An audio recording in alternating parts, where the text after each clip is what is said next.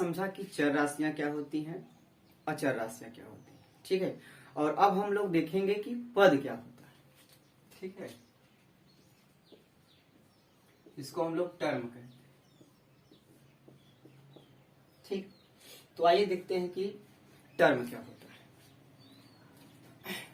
चर ले लीजिए, ठीक है, अचर ले लीजिए, चाहे अचर ले लीजिए, चर ले लीजिए, चाहे चर ले लीजिए दूसरा भी चर ले लीजिए, चाहे पहला अचर ले लीजिए दूसरा भी अचर ले लीजिए। आप इसका गुणा करा दो सबका, जो बनेगा वो क्या होगा, पद।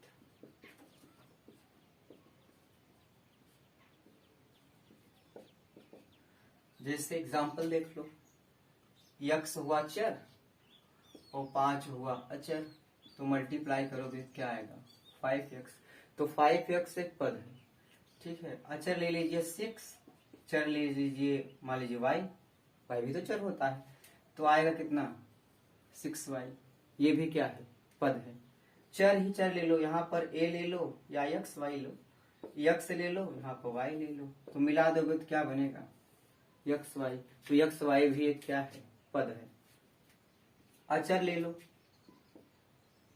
यहाँ 6 ले लो यहाँ 2 ले लो, कितना हो गया पाई ले लो, पाई भी तो अचर होता है, तो 6 पाई, तो 6 पाई क्या हुआ, पद हुआ। तो आपको पद समझ में आया। तो चर और अचर के गुणनफल से जो चीज हमको प्राप्त होती है वो क्या कहलाता है, पद कहलाता है। और देखिए, चर और अचर का भाग भी देंगे हम, जैसे x बटा y, ठीक है, तो ये भी क्या कहलाएगा, पद। जैसे एग्जाम्पल ले लीजिए, आप दिख रहे हैं x बटा y, तो ये क्या होगा, पद हो गया। अब जैसे हम ले लेते हैं ऊपर अचर ले लेते हैं, नीचे चर ले लेते हैं, 4 बटा x ले लो, तो 4 क्या है, अचर है, और x क्या है, चर है। तो चर और अचर का जो भागफल होगा वो भी क्या कहलाएगा, पद कहलाएगा। तो आप कह सकते हैं चर और अचर के गुणनफल अथवा भाजन, गुणनफल अथवा भाजन से जो भी हमें मिलेगा वो क्या कहलाएगा, पद कहलाएगा। समझ गए। तो आप कह सकते हैं चर और अचर के गुणनफल एवं भाजन से जो राशि प्राप्त होती है उसे हम पद कहते हैं। ठीक है, तो पद आपको समझ में आया कि पद क्या होता है।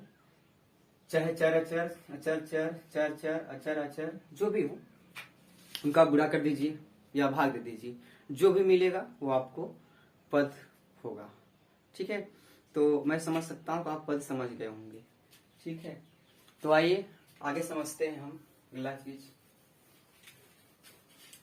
कि बीजगणितीय व्यंजक क्या होता है।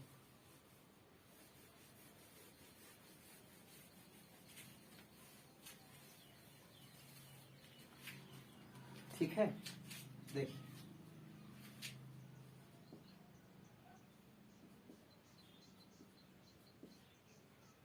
बीजी व्यंजक, चाहे बीजगणितीय कहो चाहे बीजी व्यंजक हो, कोई दिक्कत नहीं। बीजी व्यंजक अलजेब्रिक एक्सप्रेशन, इसकी डिफिनेशन क्या होगी, एक अथवा एक से अधिक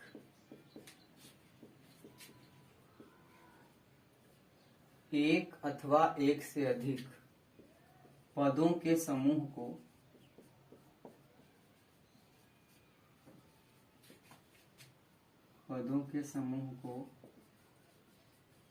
बीजी व्यंजक कहते हैं।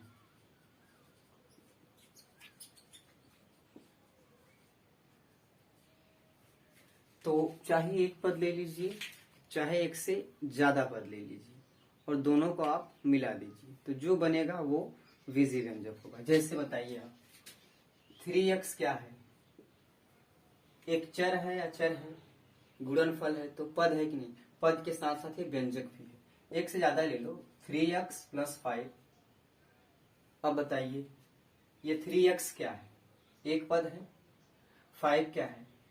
एक पद है। 5 को 5 into 1 लिख सकते हो, तो अचर अचर का गुणनफल अचर, तो पद हो गया ये। यहाँ पर दो पद हो गए। अब दो पद हो गए तो क्या हो गया? बीजी व्यंजक। ऐसे ही 3x² + 6x - 8, यहाँ भी देखिए आप बीजी व्यंजक है। क्यों? क्योंकि इसमें एक पद, दो पद, तीन पद हैं इसमें, इसलिए ये क्या हुआ? बीजी व्यंजक। ठीक है। उसके बाद हम लोग लेते हैं 6x + 5 + 9x³। अब बताइए यहाँ क्या है? बीजी व्यंजक। और ले लो 2x + y, ये भी क्या है? बीजी व्यंजक है। समझ गए? ये आपके आयत का परिमाप है 2x + y। x² ले लो, ये भी 6x³ + 5x² + 9xy³, ये भी क्या है? बीजी व्यंजक है। आप देखिए चर, दोनों चर हुए, अचर हुए, गुणनफल यहाँ पर सब। तो अगर एक से अधिक पद हैं तो आपके बीजी व्यंजक होंगे, और उसकी पहचान आप लोग जान ही रहे हैं कि क्या होगा। ठीक है। तो एक से ज्यादा पद रहेंगे तो क्या कहलाएंगे? बीजी व्यंजक। पद किसे कहेंगे? चर और अचर पे गुणनफल या भागफल से जो मिलेगा वो पद होगा। तो उम्मीद है आपको बीजी व्यंजक समझ में आया होगा। ठीक है। इसके बाद हम लोग एक चीज और समझते हैं, पूर्ण संख्याएं क्या होती हैं। पूर्ण संख्याएं, जिसको हम कहते हैं होल नंबर्स।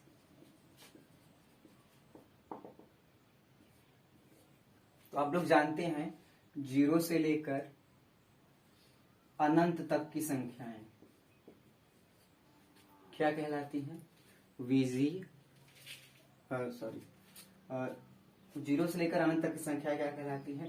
पूर्ण संख्या कहलाती है। अगर कोई संख्या भागफल के रूप में है, मतलब भिन्न के रूप में है, फ्रैक्शन के रूप में है, तो यह पूर्ण संख्या नहीं होगा।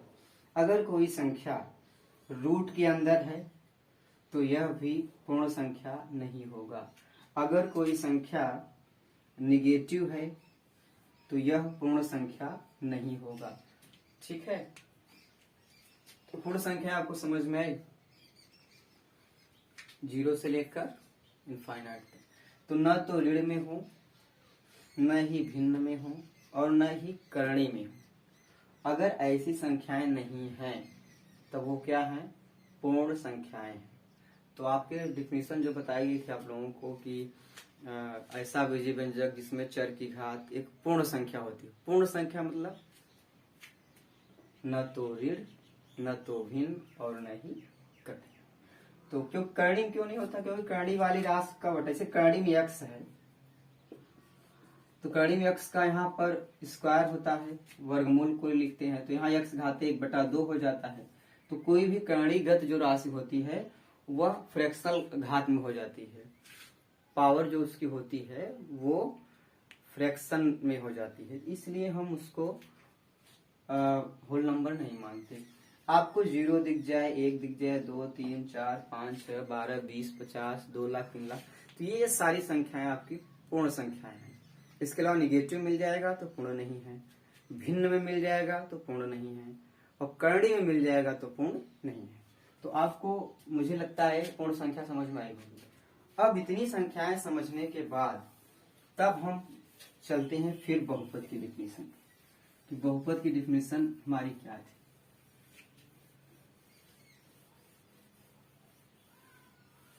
तो आइए देखते हैं।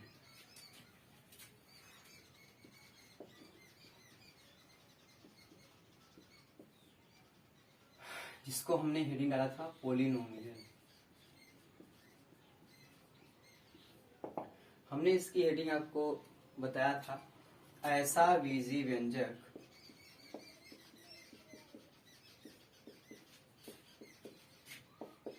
जिसमें उपस्थित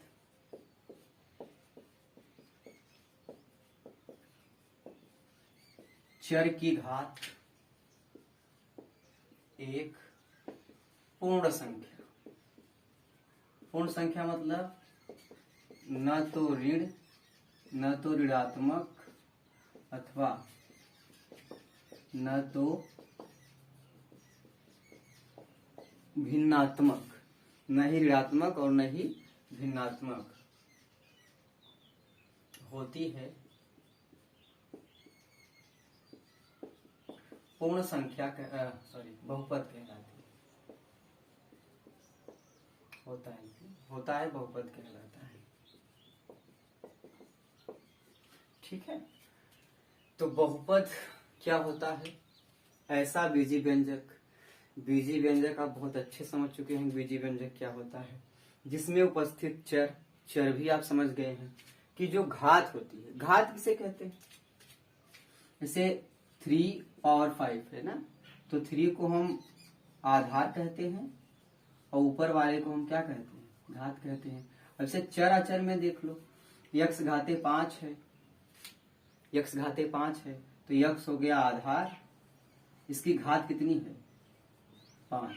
तो जो ये ऊपर वाली मान है ना घात, ये एक पूर्ण संख्या होनी चाहिए, न तो ऋण में होनी चाहिए, न तो भिन्न में होनी चाहिए और न ही करणी में होनी चाहिए।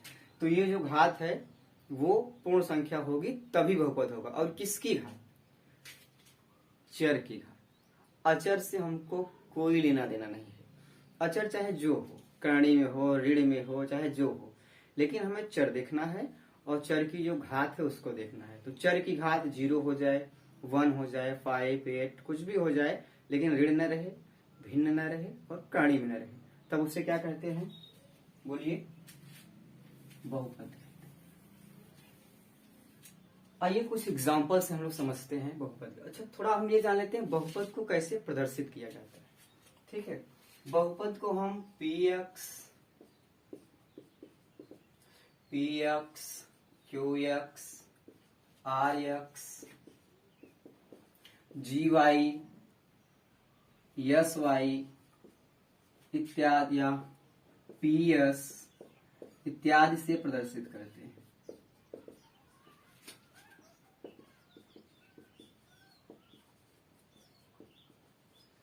जैसे अगर यक्स के पदों में कोई बहुपद है, ठीक है, तो पहले हम लोग देख लेते हैं पहले इसी को।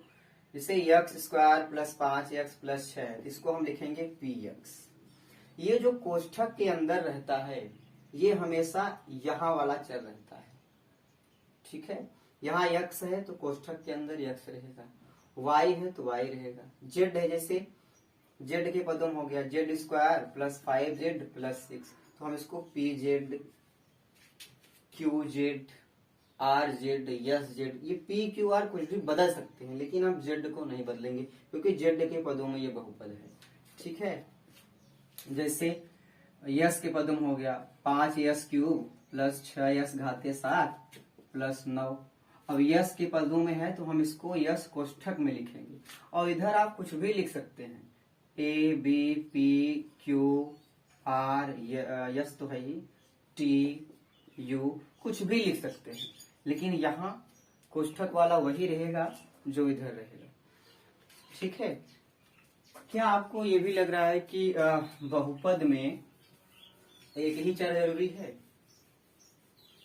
नहीं, ये गलत है। बहुपद में 2 या 2 से अधिक, 1 या 1 से अधिक भी चर हो सकते हैं। जैसे 6x cube plus 5x y square plus 9z cube.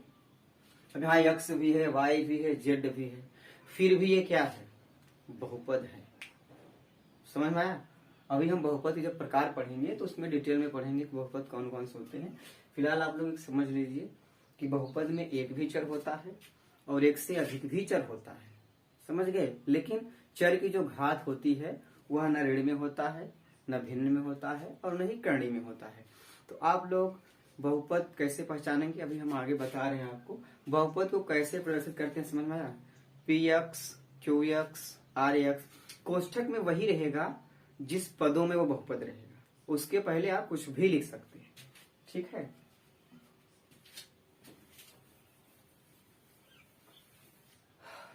तो आइए हम 8-10 एग्जाम्पल लेते हैं और बहुपद को बहुत अंदर तक समझते हैं कि बहुपद क्या होता है, कैसे हम पहचानेंगे कि ये बहुपद है या नहीं। जैसे एक बहुपद दिया है पी एक्स बराबर 6x² प्लस 5x प्लस 3। ठीक, तो यहां पर देखो हमें बहुपद पहचानने के लिए चर को नहीं अचर को नहीं देखना है, केवल और केवल चर को देखना है और चर की घात को देखना है। तो चर की घात देखो, यहाँ x की घात क्या है 2 है, यहाँ x की घात क्या है 1 है, तो यहाँ 2 है यहाँ 1 है, तो बताइए बहुपद है कि नहीं। चर की केवल घात देखो और अचर से मतलब ही नहीं रखो। चर की घात 2 है 1 है, पॉजिटिव है, पूर्ण संख्या है, न तो ऋण में है न तो भिन्न में है और न ही कर्ण में है, तो क्या है बहुपद है। तो ये बताइए बहुपद है कि नहीं है, ये बहुपद है। दूसरा एग्जांपल हम लोग लेते हैं, क्यू यस में लेते हैं, कोई यस के पदों में ले लेते हैं। 5x⁻6 plus 6x⁻2 minus 7। अब यहाँ यस की घात देखो, यस चर है, यहाँ यस चर है और यस के पदों में क्वेश्चन में यस लिखा है, तो x⁻6 x⁻2 है, तो ठीक है। तो यहाँ पे देखो घात देखो 2 है 6 है, न तो ऋण न ही भिन्न न ही कर्णी। ये घात ऐसे कर्णी में होता ना तब गड़बड़ हो जाता, समझ गए। तो न तो भिन्न में है न किसी चीज में है, केवल पूर्ण संख्या है, तो पूर्ण संख्या आपका हो गया घात, तो बहुपद है। तो ये भी क्या है बहुपद है। तीसरा एग्जांपल लेते हैं, Rx बराबर मान लीजिए 6x² प्लस 5 कड़ी में x प्लस 6 7 मान लीजिए।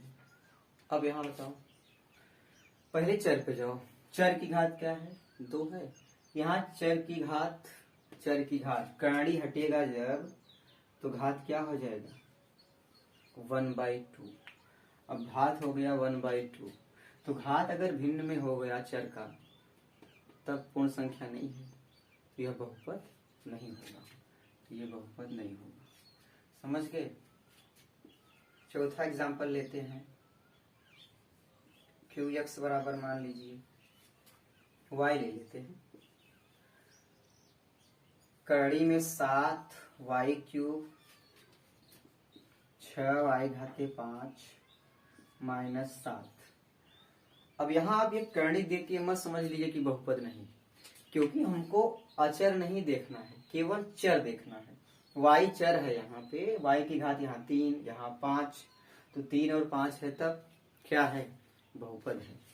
तो आपको समझ में आया बहुपद क्या है क्या नहीं है। आइए और एग्जांपल लेते हैं, यहाँ तक दिख रहा है ठीक। 5वां लीजिए एग्जांपल, जैसे इसको मिटा ही देता हूं या तो एक साथ भी देख लो। 5वां एग्जांपल जैसे ले लें x प्लस 1/x, ये बताइए बहुपद है कि नहीं। तो आप देखेंगे x की घात 1 है, यहाँ भी 1 है, बहुपद है। लेकिन ऐसा नहीं है, आपको एकदम सरलतम रूप उसका एकदम सीधा सीधा लिखना पड़ेगा, एक लाइन में लिखना पड़ेगा। अगर आप लिखते हैं इसको तो क्या होगा, x घाते 1 है, ऊपर जाएगा तो क्या होगा -1 हो जाएगा, और ऊपर गया -1 हो गया।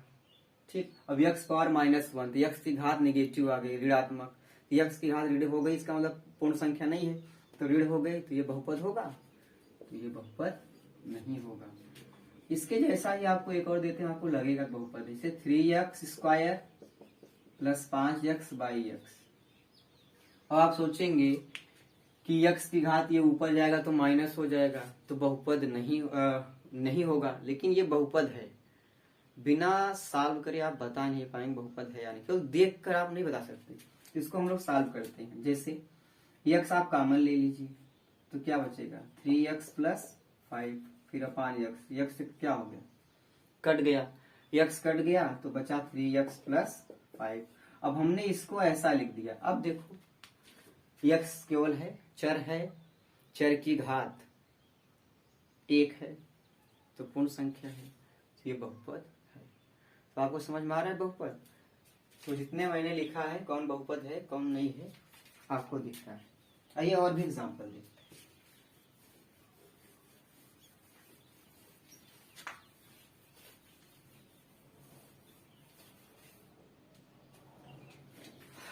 जैसे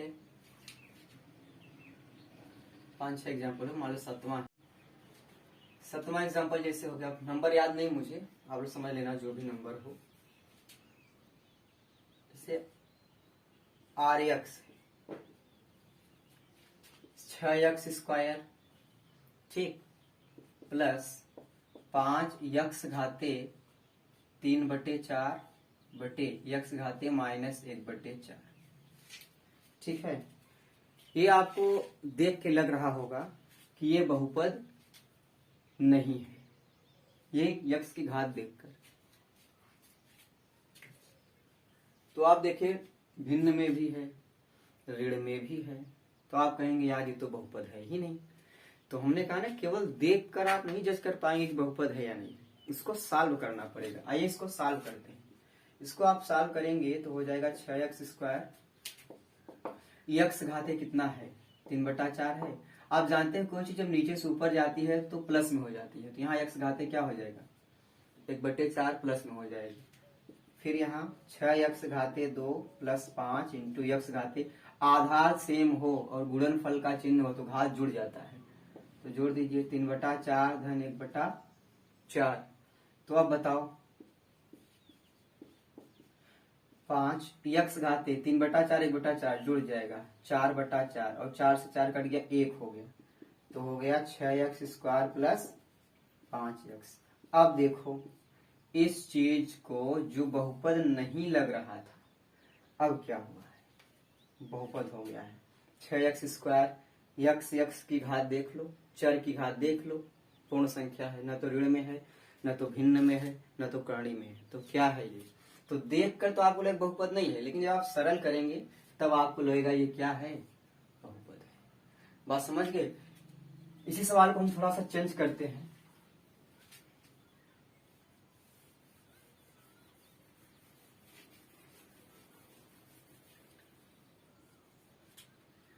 जैसे मान लीजिए यहाँ 3/2 है और यहाँ पर x घाते 1/2 है, तो आप पहले ही देख के कह देंगे यार ये तो बहुपद नहीं है, क्योंकि x की घात कितना है 1/2 है। लेकिन हम बार बार करें, आपको इसको सरल करना पड़ेगा। आइए सरल करते हैं। 6x² प्लस 5x घाते 3/2, नीचे से ऊपर जाता है तो ऋण हो जाता है, ऋण 1/2, तो 6x² प्लस 5x 3/2 में से घटाओ तो 2/2 हो जाएगा, तो क्या हो गया 6x² प्लस 5x। अब बताइए बहुपद है कि नहीं। तो आपको देख के लगेगा बहुपद नहीं, लेकिन ये बहुपद तब जान पाएंगे जब आप उसको सरल करेंगे। ठीक है, तो ये बहुपद समझ में आया। देखने में क्या लग रहा है ये नहीं है, क्योंकि चर की घात भिन्न में है। लेकिन अगर हम इसको सरल किए तो हमने देखा कि यहाँ चर की घात पूर्ण संख्या है, तो क्या है, बहुपद है। समझ गए।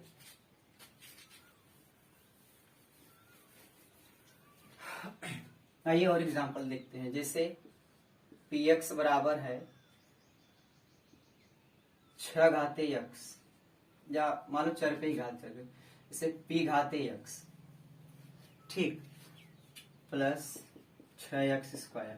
मान लीजिए ये सवाल आपको लगेगा यार बहुपद है,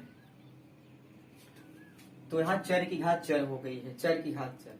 तो यहाँ पर आप x का जो मान है ना कुछ भी रख सकते हैं, क्योंकि x एक चर राशि है और चर का मान हमेशा क्या होता है, बदलता रहता है। जब चर का मान हमेशा बदलता रहता है, ठीक है, जब चर का मान हमेशा बदलेगा तो x की जगह पर कर्णी में भी तो रख सकते हो, x जगह पर 1/2 भी तो रख सकते हो। जब हम यहाँ पर x का मान 1/2 रख देंगे तो चर की घात 1/2 यानी बहुपद नहीं है।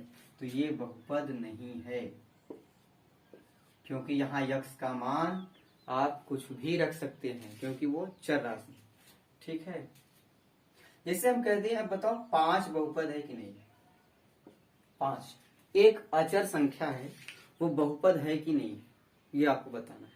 तो आप लोग बताइए है कि नहीं। तो ये बहुपद है। कैसे है, 5 को हम 5 × 1 लिख सकते हैं। ठीक, और एक को हम यक्स घाते 0 लिख सकते हैं।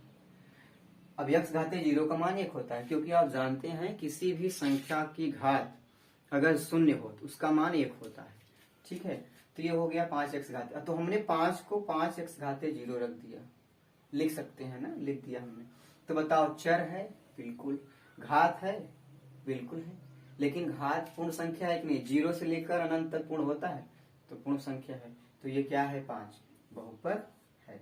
अब इस 5 अकेला है, संख्या है, इसलिए हम आगे पढ़ेंगे जिसको हम अचर बहुपद कहते हैं,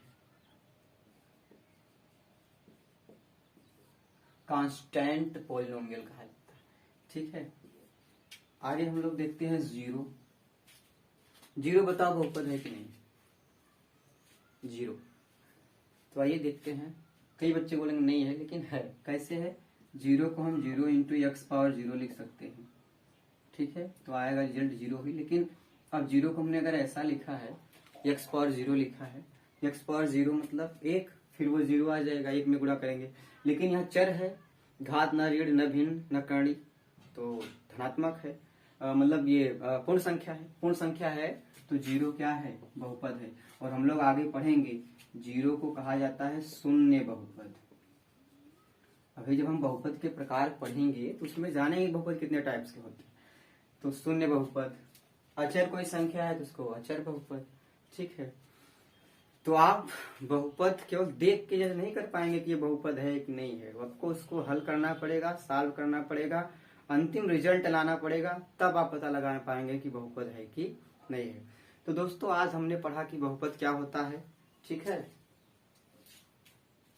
बहुपद के लिए क्या क्या चीजें जरूरी होती हैं। बहुपद के लिए सबसे पहली चीज जरूरी होती है चर। ठीक है, ऐसी राशियां जिनका मान गणित की प्रत्येक संक्रिया में क्या हो, बदलता रहता है, चर राशियां कहलाती हैं। इसे अंग्रेजी वर्णमाला के अक्षर एक्स वाई जेड एबीसी से प्रदर्शित करते हैं। ठीक है, उसके बाद हम लोगों ने अचर पढ़ा। अचर मतलब ऐसी राशियां जिनका मान नहीं बदलता है, अचर राशियां कहलाती हैं। इसे गणना करने वाली संख्याएं जैसे 0, 1, 2, 3, 4 इससे प्रदर्शित किया जाता है।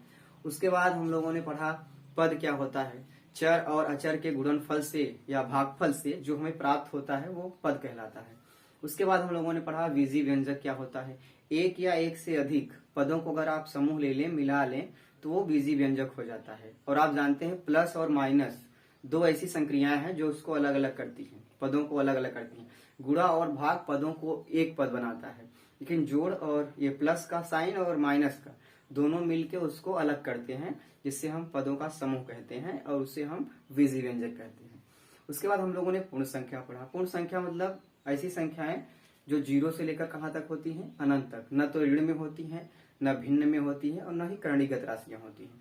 तो ये सभी राशियां हमें पूर्ण संख्याएं कहलाती हैं। ठीक है, तो हम लोगों ने इतनी जानकारी के बाद हम लोगों ने बहुपद की परिभाषा पढ़ा। ऐसा बीजी व्यंजक जिसमें उपस्थित चर की घात, अचर से कोई मतलब नहीं रखना है, बीजी व्यंजक आप समझ गए, जिसमें उपस्थित चर की घात एक पूर्ण संख्या होती है, यानी न तो ऋणात्मक न धनात्मक और न ही न तो ऋणात्मक न ही भिन्नात्मक और न ही करणीगत, तो उसको छोड़ के बाकी जो रहेगा वो पूर्ण संख्या होगा। पूर्ण संख्या होती है बहुपद कहलाता है। मुझे उम्मीद है आपको बहुपद बहुत अच्छे समझ में आया होगा। और कल की क्लास में हम लोग ये सीखेंगे बहुपद के प्रकार, कि बहुपद कितने प्रकार के होते हैं, उन सब के बारे में। तो आप लोग इस वीडियो को रिवाइंड करके 1-2 बार देख लीजिएगा। बहुपद से संबंधित कोई भी प्रॉब्लम्स आपको नहीं आएंगे। कई बच्चों को ये माइंड में रहता है कि बहुपद केवल एक पद होता है, या ये रहता है माइंड में कि जो बहुपद होता है केवल एक ही चर रहता है। नहीं, बहुपद में एक से अधिक चर भी होते हैं। जब हम बहुपद के प्रकार पढ़ेंगे तो उसमें हम जानेंगे कि एक चर वाले बहुपद, 2 चर वाले, 3 चर वाले, मतलब बहुत सारे चर हो सकते हैं, ऐसी कोई बात नहीं है।